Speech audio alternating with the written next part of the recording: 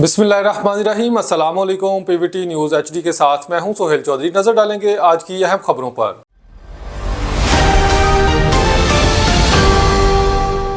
जैकबाबाद से bureau chief Mahtab Ahmad Dashti की report के मुताबिक जैकबाबाद में गुज़श्ता रात मजहबी तंजीम दावत इस्लामी के ज़ेर एहतमाम विश्व मैरिज हॉल में अजीम शान इज्तिमा मुनक़िद किया गया। इज्तिमा में दावत इस्लामी के मरकजी मजलिस शोरा के रुकन और सूबा सिंध के निगरान हाजी मोहम्मद अली अतारी ने सुन्नतों भरा बयान फरमाया, जिसमें कुरान, हदीस, सुन्नत रसूल सल्लल्लाहु अलैहि वसल्लम और मोहब्बत रसूल सल्लल्लाहु अलैहि वसल्लम के मौज़ूआत पर रोशनी डाली। इज्तिमा में तंजीमात अहले सुन्नत के रहनुमा, उलमा इकराम, सियासी और समाजी शख्सियात समेत शहरियों की बड़ी तादाद ने शिरकत की। इज्तिमा के इख्तिताम पर उम्मत मुसलमा और मुल्क पाकिस्तान में अमन व अमान के लिए खसूसी इज्तिमाई दुआ भी करवाई गई।